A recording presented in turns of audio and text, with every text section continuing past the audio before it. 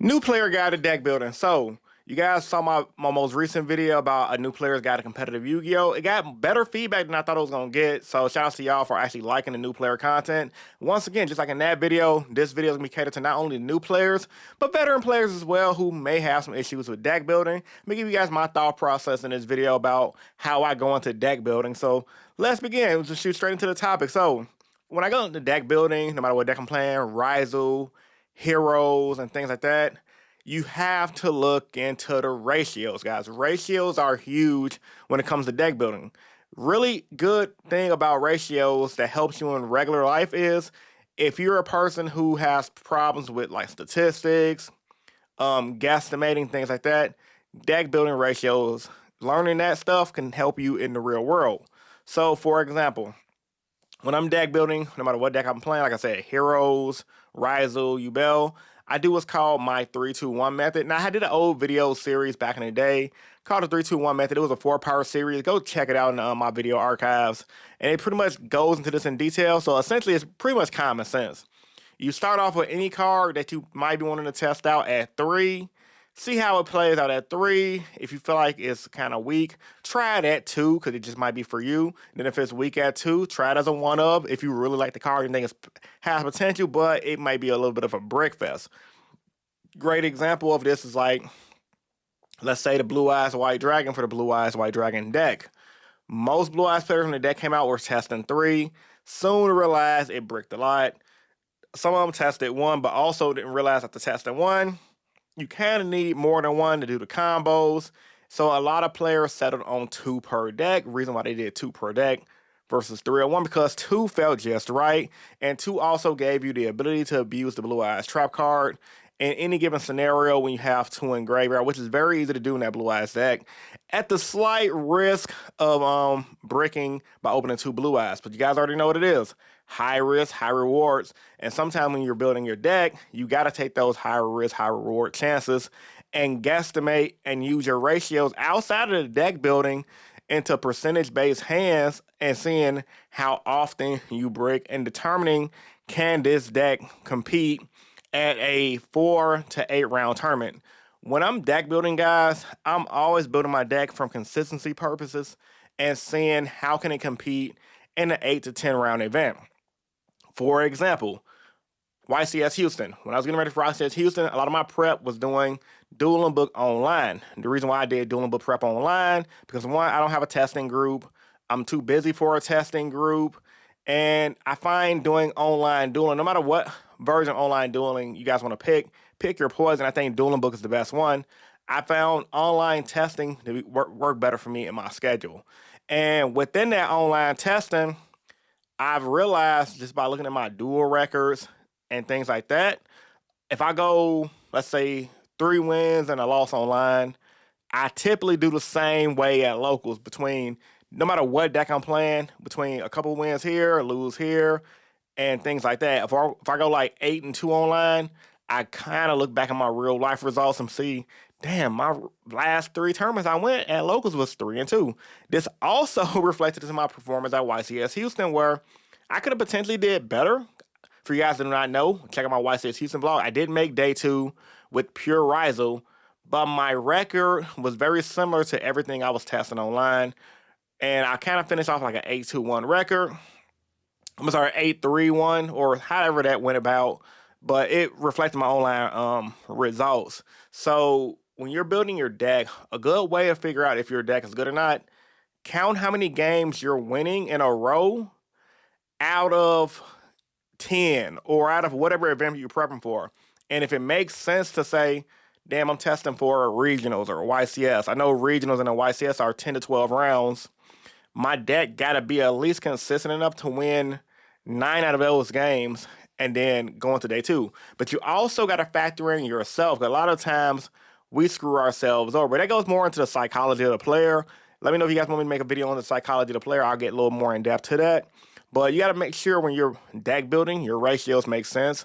And you also have to make sure when you're deck building for your ratios, that is, that you can physically play your deck optimally with said ratios without mental burnout. Mental burnout is a really big thing a lot of players don't think about when it comes to their Yu-Gi-Oh! Deck building, because Give an example, when I played Yugioh and YCS Indy last year, I also made day 2 of that event, but lost the first round of day 2. Actually, I lost in the second round of day 2. One of my opponents scooped to go play 3v3.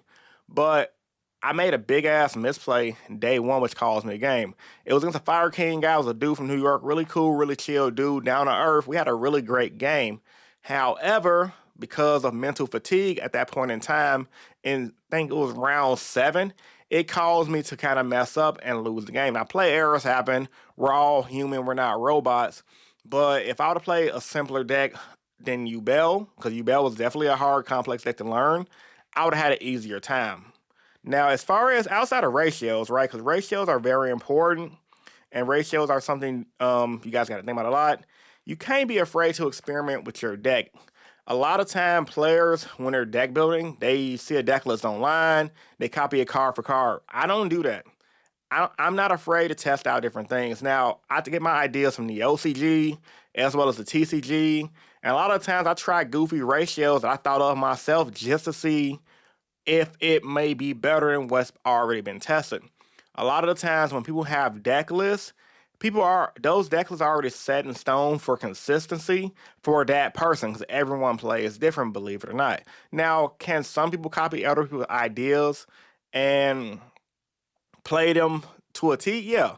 But if you're a person like myself, you like to be creative, you like to be innovative, it's better for you personally to try out your own ideas and let yourself figure out, okay, dude had the right ratios, he had the right text. I think I can confidently play this. For example, I went to regionals back in January. I kind of was getting cooked online and at locals, mainly due to my lack of skill with the Riser deck at the time. I wasn't that great with the deck, but I was good enough to get my nationals invite at the first regionals of the season back in October. But when January came around, I wanted to try the top 8 regionals because I haven't top 8 of the regionals in 10 years. And so my playtesting online, I was getting cooked. Random decks, and instead of being confident with a list I was already comfortable with when regionals rolled around, I instantly did something I've never did it before, and I net decked somebody who won the Texas regionals, or he went like 8-1 at the Texas regionals back around the same time. A really cool dude.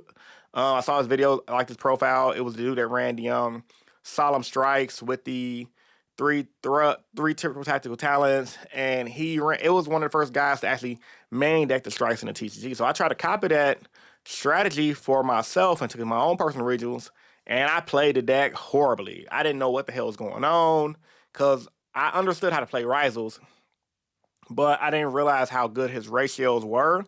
Because when you're playing someone else's ratios in their own thought process, they say, okay, I know it's a good amount of chances from this play testing I did that if I do this card here, I can worry about this card there. So it was a little bit of a different play style for me, and I didn't like it, and I went 0-2 drop after like the 4th round. So I would never do that again. Always learn some stuff, or if you're going to net deck something, take a long time to learn it, but don't be afraid to experiment once again. Now, while you guys are building your deck, no matter what deck you're playing, your deck has to be consistent. You have to aim for consistency with your deck building, but you also have to figure out, is your deck consistent enough to compete against the meta? This is the reason why I stopped playing the hero deck. Heroes, while it's a great deck, and while it can floodgate people, the deck is not consistent enough in an 8 to 10 round event to compete with the meta. On the flip side, though, a deck like Heroes, when they get to play, they can beat the meta and or compete with the meta. For example, every once in a while, I'm in a part of the hero group on Facebook, Yugioh Hero Duelist, shout outs to them. And you'll see a guy say, hey, I got first place at locals with Heroes. Every blue moon, you'll see somebody get top 8 of regionals with a hero deck. And that's because, for 2 reasons. 1, people didn't know what the hell they were doing against the hero deck, and they got cooked board because they think the deck was free. But for 2, that player had a really good day, and they actually got to play Yu-Gi-Oh! Because a lot of times, if you're playing your hero deck, heroes can be one of the most consistent decks of the format if they get to play. So, for example, if you're playing into a format where everyone's not really running out of hand traps, droves aren't really ran, a deck like Heroes, Mementos, White Forest even can play because when they get to play, they're comboing off and they're going to end on multiple floodgates, specifically talking about the hero deck. So I don't play that deck specifically because it's just not consistent at what they do. Now, fast forward to the Masked Hero engine, that's going to change. So, but Nevertheless, you got to figure out if your deck, if you're going to play a different deck, can your deck, when it gets to play, compete with the metagame, but also can your deck be consistent for 8 to 10 rounds? I personally build my decks always to be consistent at a regional to YCS level because even if I can't, even if I build this to go to locals, you're gonna have a long streak of times going X2 at locals. I personally don't like losing. I feel like it's a waste of time. It's fun to go to locals and play, but the competitive player in me, I don't like losing 24/7, which is why I switched up to a little more consistent deck that I like the Rise of deck. Now, I think one of the last things I want to talk about when it comes to deck building at all, stay confident. You have to stay confident within your choices. Don't, like I said, there's nothing wrong with taking advice from people, but don't let yourself get discouraged from doing everything else I listed in this video. But also, don't let yourself get discouraged from learning your deck. This is a process. This is an art. It's not something you're going to get overnight. It takes time to be a good deck builder, and it also takes time to flesh out your ideas. So, with all that being said, man, this was my how do I approach deck building video. Let me know what you guys think in the comment section down below. Like the video if you're new here, want to subscribe for more, subscribe for more. We're almost at 23K subs. And if you guys are wondering, I did do a video yesterday for the hero deck. I took it down because it just had too many errors that I did not catch in said video. And a lot of those combos I showed off, you could still pull off in that video, but it just, with all the errors, it just wasn't worth keeping up. And I'm really trying to provide you guys better content, higher quality content than crap. So I'd rather just take it down instead of leaving some bull crap up that may confuse potential hero players. So yeah, that's just for the people who were wondering about that. But yeah, man, it's your boy Rogue Hero. Make sure to check out my channel sponsors in the description down below, specifically tradingcardmint.com. You guys save 7% off on all your orders. They ship throughout the US. And yeah, if you're going to buy Yu-Gi-Oh products, check them out because they do sponsor the channel and they help me provide you guys this consistent content. Peace. See you guys in the next video.